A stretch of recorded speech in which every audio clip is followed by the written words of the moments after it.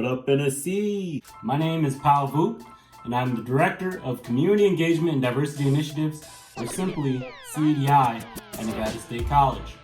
I hope you all are healthy and staying safe during this difficult time. Thank you all for tuning in. The topic for today's video is microaggressions in cultural competence. I'll be talking about the idea of cultural competence in general, while Lena Colon from the marketing department will be talking about microaggressions. Let's begin today's lesson by defining cultural competence. In a feature article for the American Psychological Association, Tori DeAngelis states that cultural competence is loosely defined as the ability to understand, appreciate, and interact with people from cultures or belief systems different from one's own. Whether cultural competence is being taught in education, business, nursing, diversity co-curriculum, or any other area, this is generally what people mean when they talk about cultural competence. But for now, let's turn specifically to education. According to the National Education Association, cultural competence is having an awareness of one's own cultural identity and views about difference, and the ability to learn and build on the varying cultural and community norms of students and their families. It is the ability to understand the within-group differences that make each student unique, while celebrating the between-group variations that make our country a tapestry. This understanding informs and expands teaching practices in the culturally competent educator's classroom. That sounds great. Indeed, we need to decolonize the literature, the curriculum that we are teaching in both K through 12 and higher education. We need to not only celebrate diversity in all its forms and to recognize the contributions of diverse people, we need to also normalize it.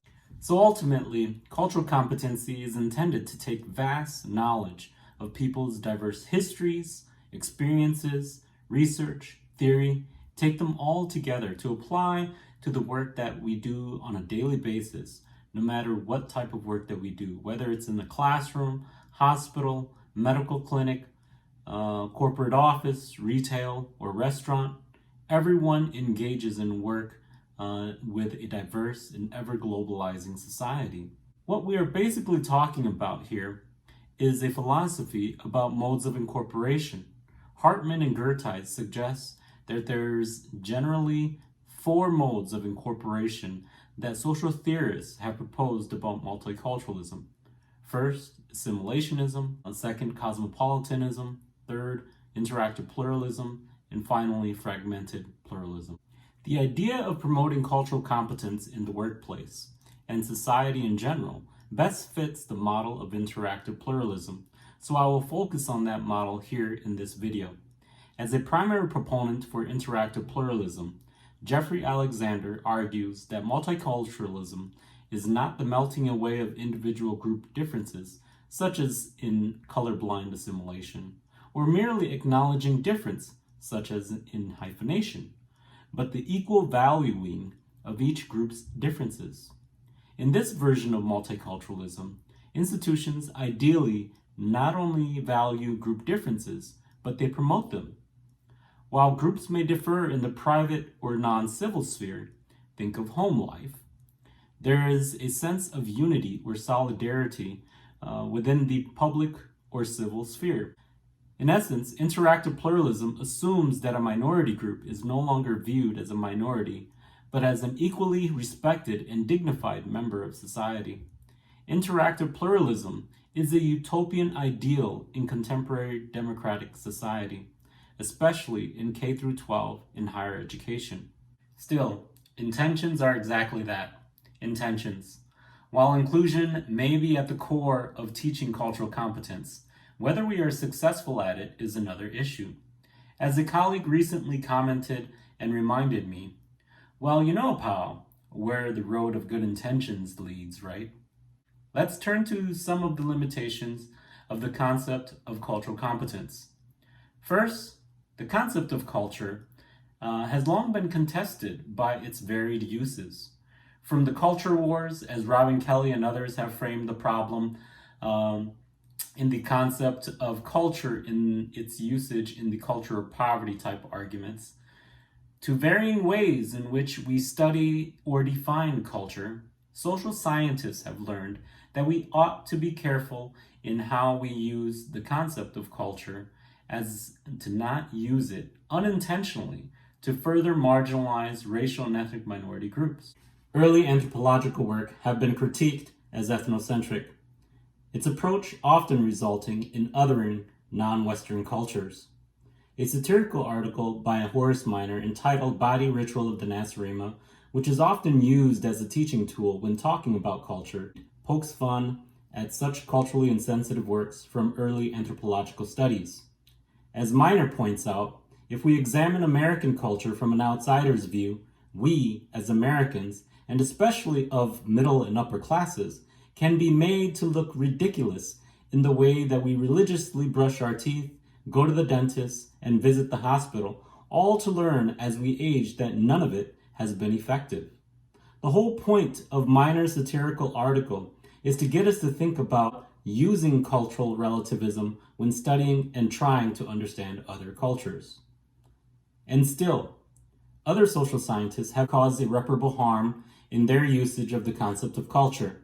From Oscar Lewis's book on 5 families, Mexican case studies in the culture of poverty, to Daniel Patrick Moynihan's report on the Negro family, the case for national action, they essentially help to create stereotypes about poor Black and Latino men as lazy and irresponsible, while also stereotyping Black and Latino women as equally irresponsible, making bad decisions, popping out babies left and right.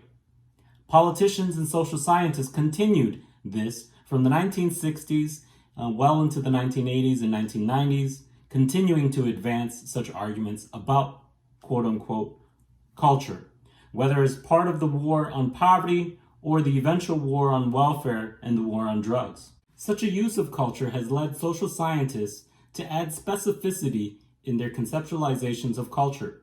For most undergraduate courses, we tell students that culture simply means a way of life, or some simplified variation of that basic definition.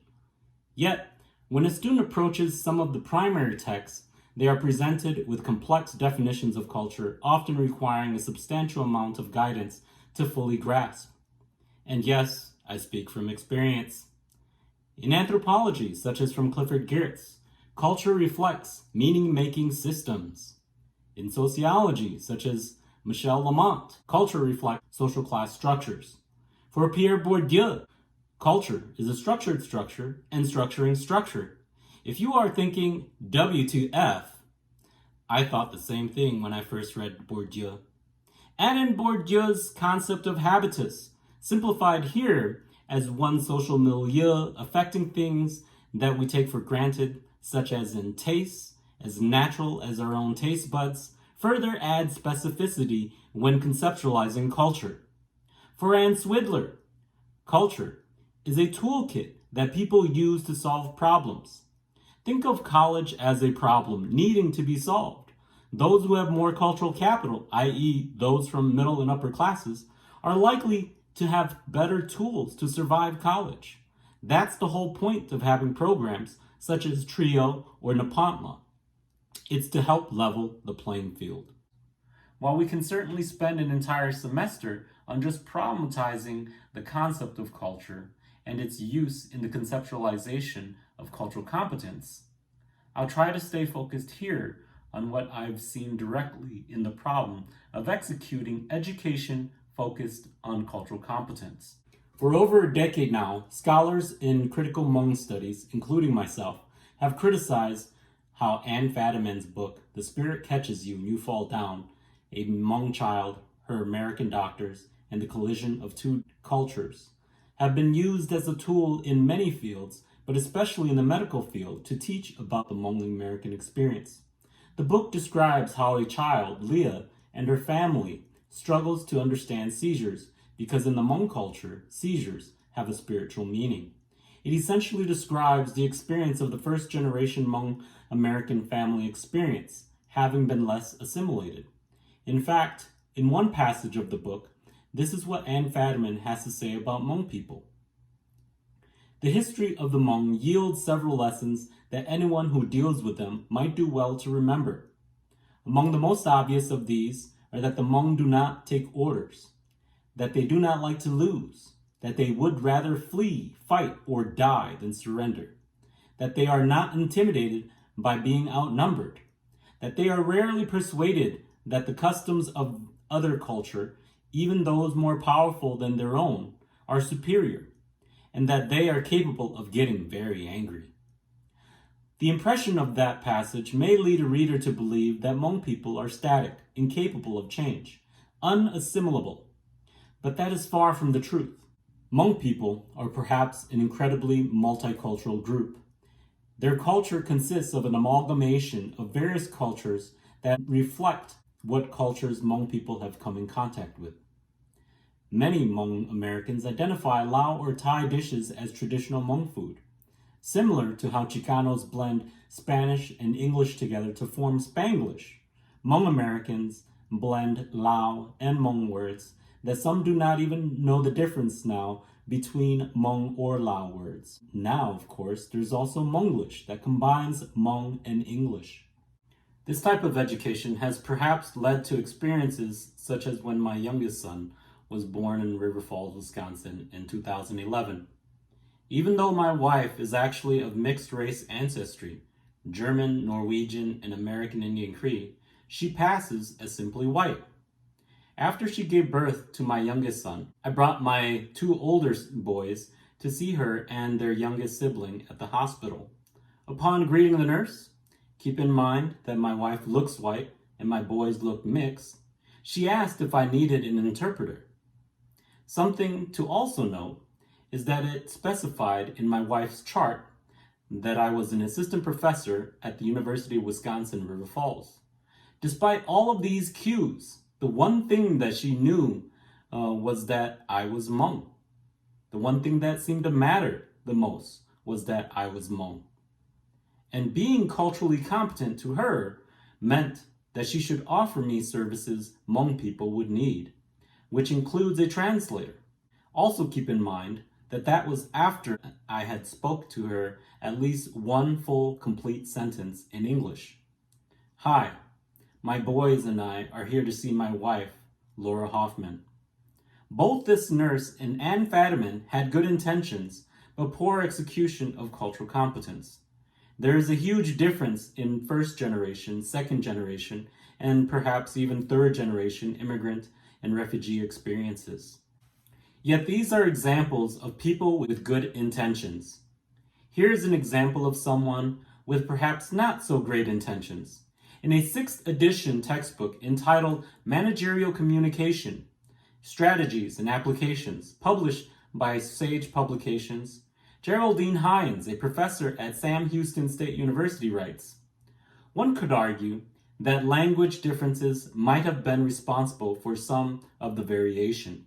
But even if we allow for some margin of error, we would still have a significant variation in a very basic belief." Another example of differences in basic beliefs was the 2004 incident in Minnesota when a Hmong deer hunter was convicted of killing 5 other hunters and wounding 3 more.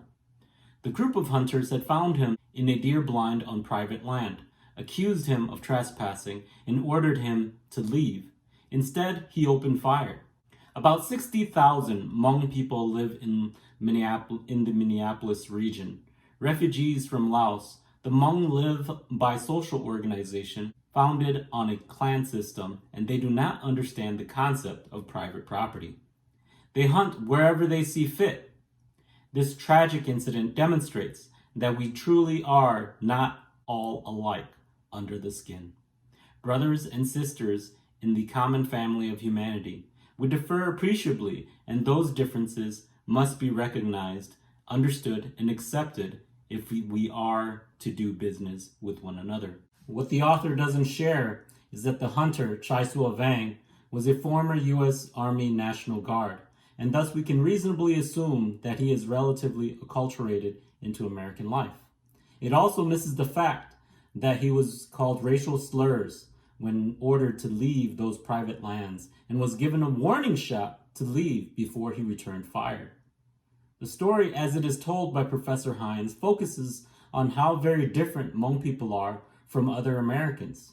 Taken together, both Fadiman and Hines, it paints a very barbaric image of Hmong people. From Fadiman, that they would rather flee, fight, or die than surrender.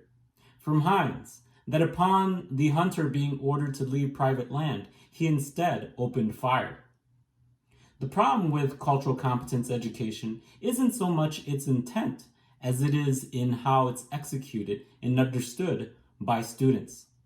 Education used to promote cultural competence ends up being an encyclopedia on how to engage with the other, which only serves to advance that which we are trying to avoid. Yes, we need to learn about different cultures, histories, but this knowledge should not be used as a guide as to how to engage with the quote-unquote other. Instead, such knowledge ought to be used to help us to be sensitive to various people's experiences.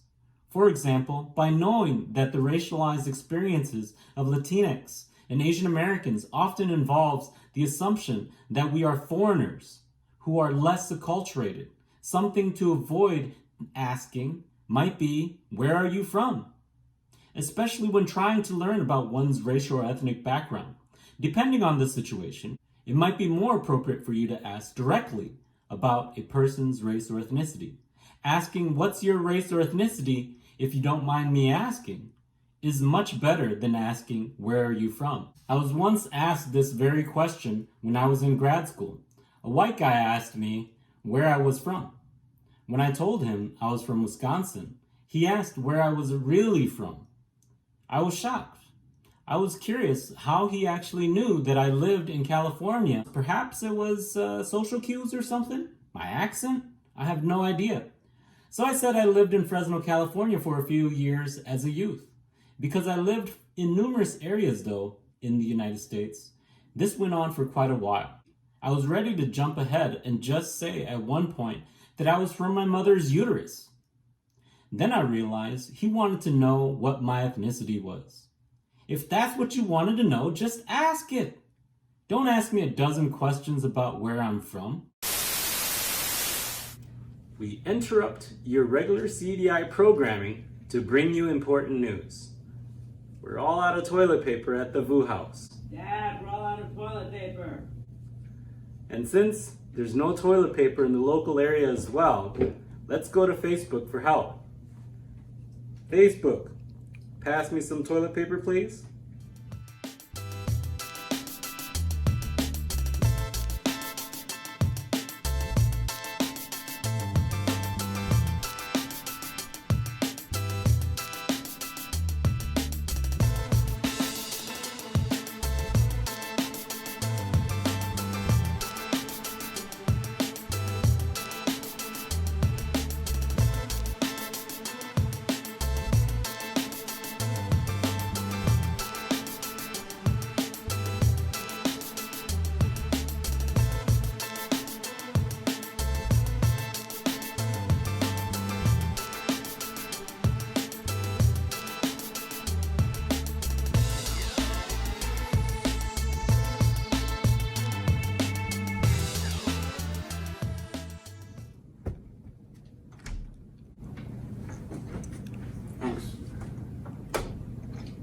Apologies for the interruption.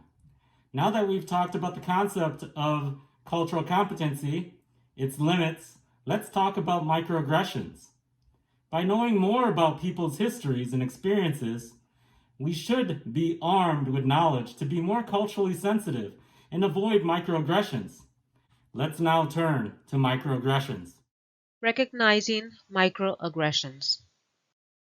Microaggressions are slights and indignities that people of color, women, the LGBTQIA community, and other marginalized groups experience on a daily basis. They are expressed as compliments but contain meta-communications or hidden insults towards the target. Ordinary people who view themselves as good and moral commit microaggressions because it is outside of the perpetrator's level of conscious awareness. Though microaggressions are minor, they can still cause harm. Everyone, even marginalized group members, hold biases which can cause them to act in discriminatory and unkind ways towards others. The fact that microaggressions are usually subtle can make them harder to recognize when compared to more blatant forms of discrimination. Over time, microaggressions do not feel micro and can have a great impact on the person being targeted.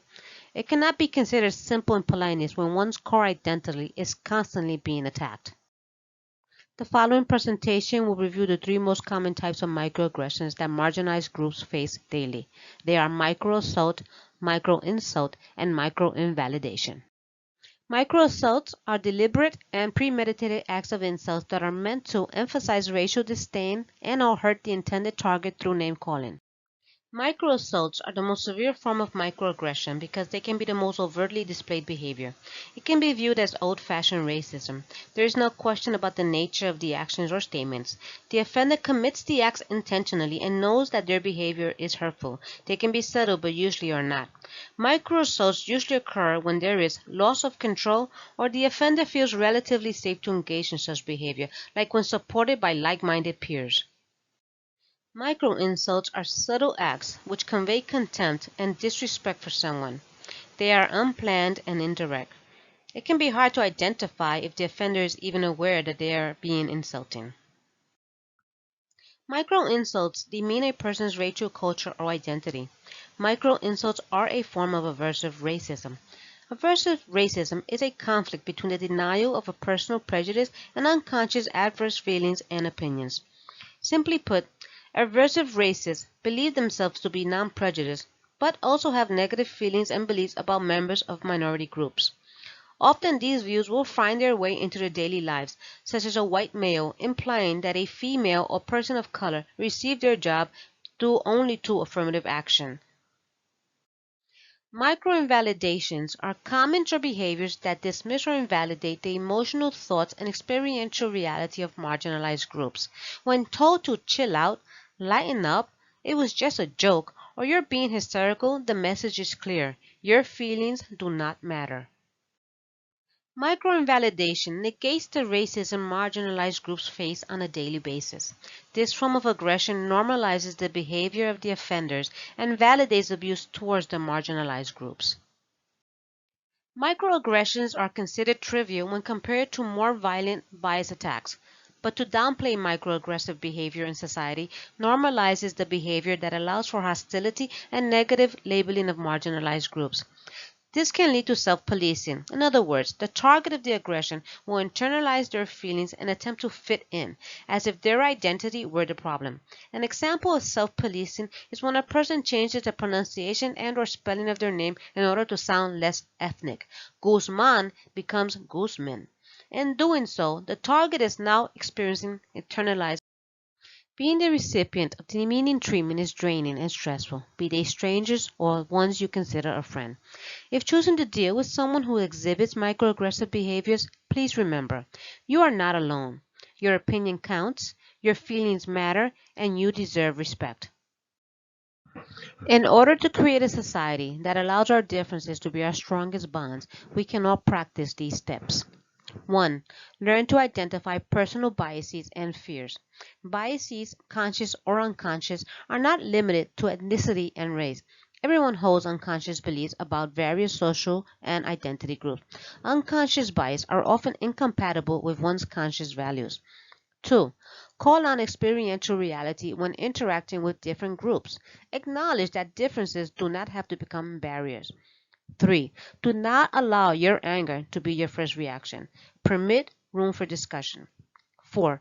Allow for open and even uncomfortable conversations to assist in revealing biases and how they hurt others. And 5. Be an ally. Stand up with others, for others, and speak out against all forms of biases and discrimination. Thank you, Lena. When we know better, we must do better. Cultural competency education is intended to teach us to be more inclusive, and knowing what microaggressions are helps us to avoid some of those minefields. Let's continue to learn from each other, to think critically about what we learn and how to best apply what we learn to the workplace and our daily lives. We hope that you've gained something from this video and hope that you will return to our social media for more content. Until then, take care of yourself and each other.